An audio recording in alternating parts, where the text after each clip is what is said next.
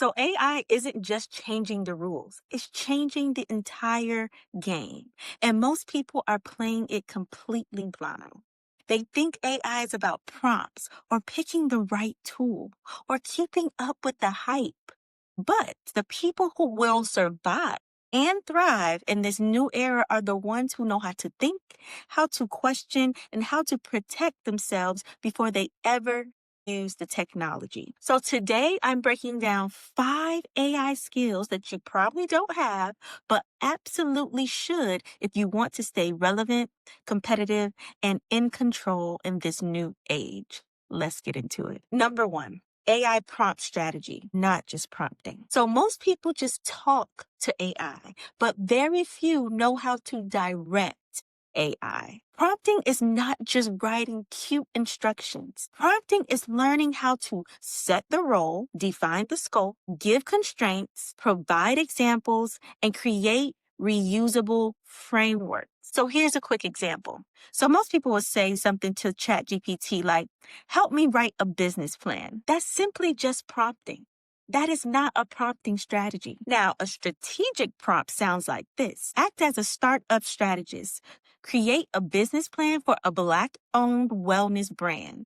Include market analysis, revenue model, customer segments, and a 90-day launch roadmap.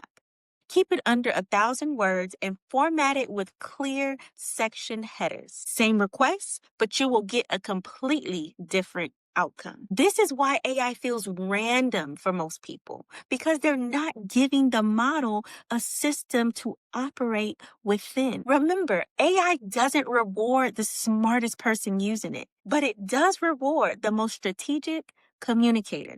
So learn to communicate strategic prompts to your AI tool. Skill number 2 is AI critical thinking. And honestly, this might be the difference between using AI as a tool and becoming a victim of it. This is what I mean. AI is a powerful tool, but it's not magic. AI actually hallucinates, inherits bias, makes confident mistakes, reinforces patterns that harm marginalized groups, and it delivers answers with way more confidence than accuracy sometimes. And if you're just taking everything that AI says as truth, you are a victim of AI sycophancy. And if you don't know what I mean by sycophancy, it just means that the AI just continues to agree with you, even if you're actually wrong. But that is a whole nother video. But if you would like me to do that video, drop the word sycophancy in the comments and I'll make sure we do a follow-up breaking it all the way down. But I'll be digressing, okay? So how do you actually practice AI critical thinking? Well, for one, you don't just accept the first answer it gives you. You have to ask the AI to provide citations or sources. Then you click the links to those citations or sources. You read the sources. That's important. And then you can check and see, does this actually say what the model claims it says? And then you can even ask follow-up questions to yourself or the AI and say, does this support what I'm trying to do? And if you want to take it a step further, you can compare answers across tools. Because yes, AI hallucinates, okay? It will make up fake cases, fake reports, fake quotes, and present them with a straight face. So don't get got, okay? Major firms have already embarrassed themselves in court and in public because they trusted AI-generated citations without checking. Don't be that, okay? Be better than these firms. Just think of it like this. Critical thinking is your security in these situations because bad outputs create bad decisions, and bad decisions can create real-world harm, especially for workers, creators, activists, and entrepreneurs, the very people who probably can't afford to have an algorithm casually making stuff up about them or their work. So what I'm saying is don't just use AI, challenge it. Interrogate it. Make it prove itself to you. That's AI critical thinking. Number 3, AI workflow designs. Now, this is a skill that separates casual AI users from people who actually transform their work, okay? AI workflow design is knowing how to build a repeatable process. For instance, you should have a research workflow. You should have a content workflow, an admin workflow, a client workflow, a data workflow, because it's not about just one-off requests. It's about designing a pipeline where AI does 40 to 60% of the work before you even sit down.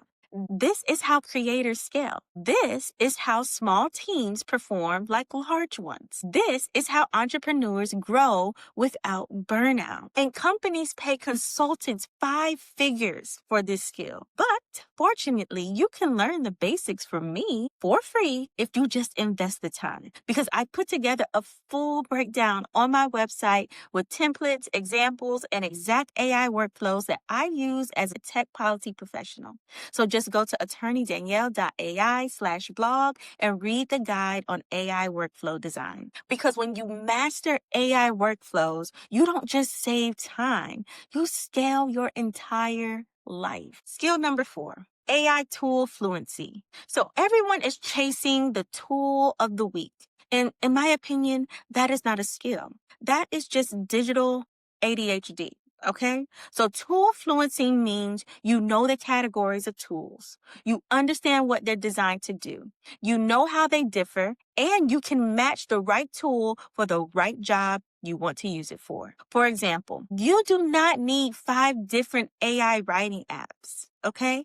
ChatGPT or Claude will handle 90% of drafting if you know how to prompt it strategically, like we talked about. You also don't need 3 separate AI research assistants. In my opinion, a combination of Perplexity for research, ChatGPT for synthesis, and Notion for organization is way more powerful than stacking 10 random tools you never fully learn. And for visuals, you don't need 10 different design apps. Canva will handle your graphics, your presentations, and your social content. Again, if you know how to use it. And if you need something more polished or corporate ready, beautiful AI takes your decks to the next level without the overwhelm. Now that is tool fluency. You're not hoarding all of these tools just because. You want to have mastery of the tools that you use. So instead of downloading every shiny object, you should choose wisely. Stay consistent with the tool and measure the outcomes, because you do not need 50 tools. You need the right 3 to 5 to accomplish your goals. Lastly, skill number 5 is platform governance. Now, this is the most underrated AI skill, and the one no one teaches, but everyone needs. Because every time you sign up for an AI platform, a new app, or a social media tool, you're not just signing in, you're signing a contract essentially. And with one click, you agree to the terms and conditions, the privacy policies, the data processing agreements, the AI training permissions, the arbitration clause, the liability limitations, a whole lot. And the thing is that most people don't read any of it. But here is the truth. If you don't understand the terms you just agreed to, you don't understand the power of the platforms. You also don't understand the rights you may think you have. Remember when people were shocked that ChatGPT can turn your chats over to law enforcement? Yeah, it's right there in the terms and conditions you agreed to. They can share your data if required. They can even retain certain logs. And yes, depending on the situation, your chats can and will be used against you if it comes to that. And if you didn't know that, it's because you didn't read the terms, or at the very least, you didn't watch my video. So before you use any AI tool, you should know whether they can keep your data and for how long.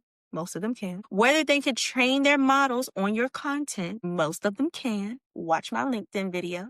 Whether they own or store your voice prints. Whether they're capturing your face scans. Whether you have the right to delete your information. Whether you can opt out of model training. Whether you can sue, or if you accidentally agree to arbitration without even knowing it. Because AI is not just about what the technology can do.